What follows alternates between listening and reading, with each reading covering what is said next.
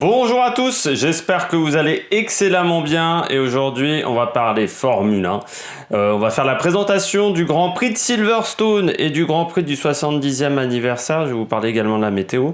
Pourquoi je fais la présentation des deux courses en même temps? J'aurais pu refaire une présentation pour le Grand Prix du 70e anniversaire. Premièrement, on est sur la même piste. Donc je ne vais pas apporter énormément de choses pour faire un débrief sur le 70e anniversaire. Deuxièmement, c'est surtout qu'en fait je suis pas disponible. J'ai un mois d'août qui est très chargé, c'est-à-dire que il y a même le week-end du 16 août où il y aura le Grand Prix de Catalogne et la moto, le Grand Prix de Styrie. Je pourrais pas faire le débrief de ces deux courses-là parce que je suis pas présent. Je serai à un endroit où il n'y a pas d'internet, donc je ne peux pas suivre ces deux courses-là. Il y aura également le Dauphiné libéré. Alors peut-être que le Dauphiné libéré, j'essaierai de me démerder pour faire une vidéo, mais je vous promets absolument rien. Donc voilà, le mois d'août, le week-end du 16 août, si vous voulez voir des vidéos, si vous voulez avoir des débriefs, faudra pas aller chez moi, parce qu'il n'y en aura pas. On commence donc par ce Grand Prix de Silverstone, et également pour vous signaler que la F3, la F2, la F1 de ce Grand Prix de Grande-Bretagne seront en mode un petit peu compressé par rapport à d'habitude, parce que comme je ne suis pas disponible à partir de lundi prochain, il faut que je fasse tout dimanche soir. Autant vous dire que pour que tout rentre dimanche soir, dimanche dans la journée, au niveau des 3 débriefs, il va falloir faire des efforts.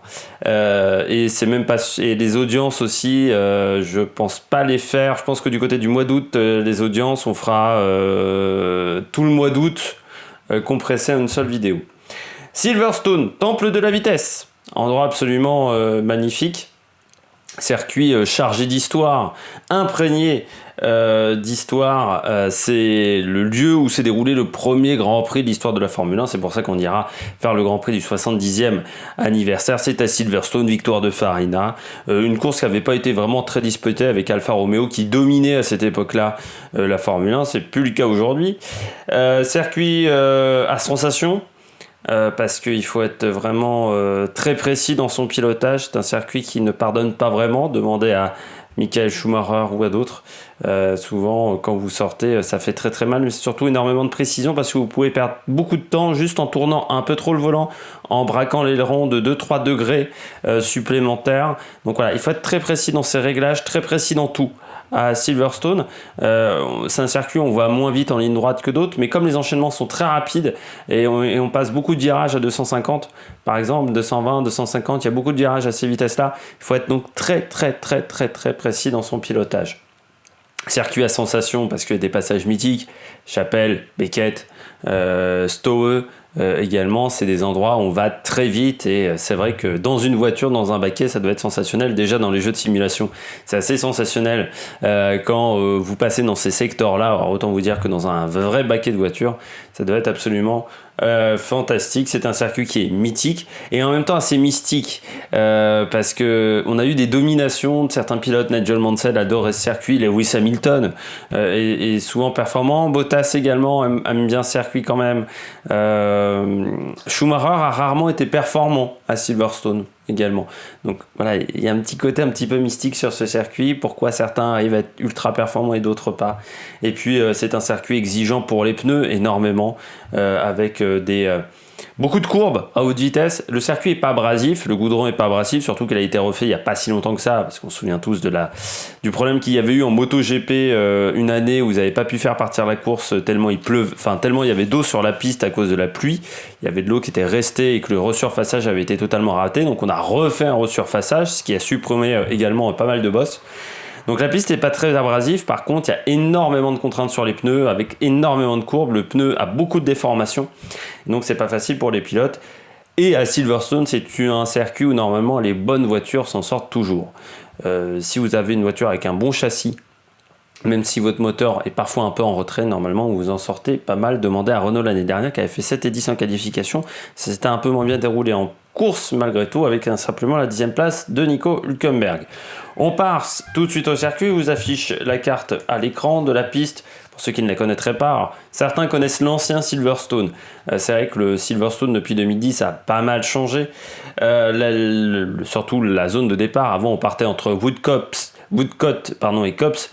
Maintenant on passe par le premier virage, donc AB, Farm, Village, c'est un enchaînement plutôt rapide, beaucoup d'incidents à AB au virage numéro 1, il s'est passé déjà pas mal de choses, le départ normalement beaucoup de pilotes vont passer par l'extérieur de la piste à cet endroit-là. Village, gros freinage, tentative de dépassement, on peut commencer à dépasser à Village au freinage, décroiser à The Loop, enfin voilà, il y a vraiment énormément de possibilités. Longue ligne droite qui nous emmène face à Brooksland, il y a peu de tentatives de dépassement dans ce secteur-là, c'est un peu moins sympa que quand on passait comme ça sous le tunnel, vous vous souvenez, avec ce secteur-là. Alors, il n'y avait pas de dépassement à cet endroit-là, mais c'était fantastique hein, également dans les jeux de voiture. Brooklands, Lewfield, un secteur assez lent. Lewfield, c'est un circuit, on a tendance à vouloir aller toujours trop vite à Lewfield. Il faut surtout penser à la motricité en sortie de virage. C'est surtout bien sortir de ce virage. Il ne faut pas bien rentrer, il faut bien sortir. C'est primordial. Grande ligne droite, donc avec Woodcote. On enchaîne avec Copse, virage où il faut soulager légèrement l'accélérateur, mais c'est un virage où normalement on sait si une voiture est bien réglée parce que c'est la voiture qui soulage le moins l'accélérateur, voire les pilotes peuvent passer à fond dans ce virage-là sur l'accélérateur, mais c'est un virage qui est vraiment sensationnel en termes de toute façon Enfin voilà, à l'intérieur de la voiture, c'est vraiment fantastique. Et là, c'est le passage le plus merveilleux peut-être de la saison de Formule 1. Donc vous passez par Copse, et puis après Maggots, Beckett également, Chapelle, voilà, ça c'est vraiment fantastique avec cet enchaînement de courbes à fond maintenant avec les Formule 1 avec beaucoup d'appui, et quand il y avait moins d'appui c'était assez technique parce que voilà, fallait soulager l'accélérateur mais pas trop pour pas perdre trop de vitesse. La longue ligne droite qui nous emmène vers Stove, l'action de Verstappen et Leclerc l'année dernière, c'était dans ce virage numéro 15, virage très rapide aussi, et puis ensuite la fin du circuit, 16, 17, 18, 17, 18, faut se méfier, l'année dernière, rêve-toi, Pedro Piquet avait tout perdu dans ce virage là, donc c'est un secteur aussi, il peut se passer pas mal de choses, mais c'est un circuit absolument fantastique, peut-être l'un des plus beaux circuits de Formule 1 avec Spa, bien entendu pour les enchaînements aussi très rapides avec Blanchimont et toute cette portion là du côté de Spa, mais Beckett, Chapelle, Maggots, Copse, c'est absolument magnifique. Les pneus pour ce Grand Prix.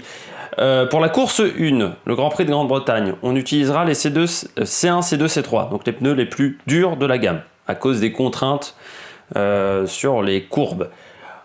Lors de la deuxième course, c'est-à-dire le Grand Prix du 70e anniversaire, on utilisera C2, C3, C4, donc un peu plus tendre, peut-être l'obligation de faire 2 arrêts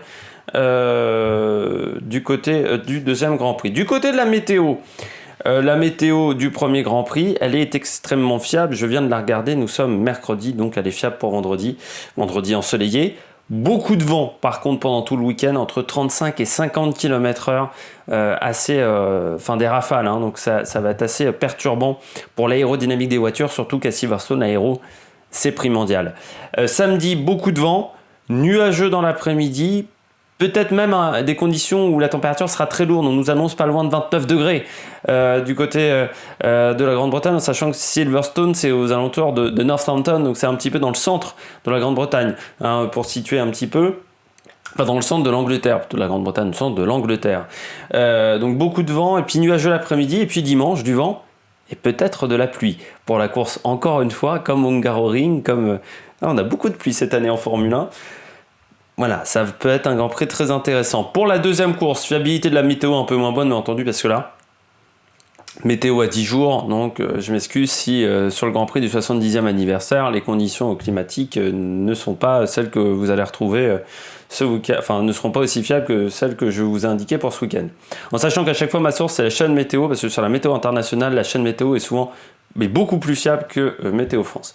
Course 2, donc vendredi, samedi, dimanche, normalement un beau soleil avec des températures très bonnes. Vraiment, il fera pas trop chaud. Donc c'est pour ça que je dis, avec les pneus un peu plus tendres, peut-être 2 arrêts, mais c'est pas sûr parce que les températures seront vraiment nickel pour faire la Formule 1. Du côté des enjeux, des statistiques, avant les enjeux prioritaires, il faut bien se qualifier. Pour les qualifications, c'est primordial sur ce circuit. 35% des vainqueurs sont partis depuis la pole position, 30% depuis la deuxième place, 15% depuis la troisième place, qui représente 80% sur les 3 premières places. Le vainqueur qui est parti de la place sur la grille de départ la plus lointaine, c'était une 7e place. Donc autant vous dire que si vous ne partez pas des 3 premières places sur la grille de départ, vous n'êtes pas prêt de gagner la course. Et puis retour sur 2019, pour vous dire, Hamilton était parti 2e sur la grille de départ, vainqueur avait 24 secondes d'avance sur Bottas, qui avait eu beaucoup de mal à avoir un très bon rythme pendant tout le Grand Prix. Puis on a vu une magnifique bagarre entre Verstappen et Leclerc à Stowe, et puis l'incident également entre Verstappen et Vettel un peu plus loin sur le circuit où Vettel avait complètement raté ce freinage, et c'était également un circuit où Pierre Gasly avait fini 4e devant Verstappen sur la Red Bull, il faut s'en souvenir. Les enjeux de ce Grand Prix, rapidement, Mercedes va-t-il mettre une seconde à tout le monde parce que c'est un circuit où la Mercedes est capable de le faire véritablement. Racing Point sera-t-elle l'équipe qui sera dauphin de Mercedes? Là aussi, c'est une question. Les Ferrari iront-elles en Q3 avec la faiblesse de leur moteur, avec la faiblesse de leur châssis? Ça semble compliqué pour que les Ferrari aillent en Q3. Qui de Haas ou Alfa Romeo sera dernier en termes de rythme? Là encore, le moteur Ferrari avec 65-70 chevaux de moins que les autres, ça va être compliqué. Williams arrivera-t-il à rentrer en Q2? Les deux Williams seront-elles en Q2? Russell et Latifi, c'est faisable sur ce circuit parce que le moteur Mercedes est très performant et que la Williams a l'air d'avoir un châssis bien meilleur que les années précédentes. Et puis Renault sera... Est-ce qu'on aura une Renault dans le top 5 sur ce Grand Prix? L'année dernière, Ricciardo avait fait 7 en qualif Hülkenberg-Dien, et puis ils avaient eu quelques problèmes en course, mais la Renault a l'air d'avoir progressé de manière assez importante cette année. Donc est-ce que Ocon et Ricciardo arriveront à être dans le top 10, et surtout est-ce que Ocon arrivera à revenir en termes d'écart sur Ricciardo, parce que c'est vrai que sur le dernier Grand Prix c'était un peu trop du côté du Hungaroring.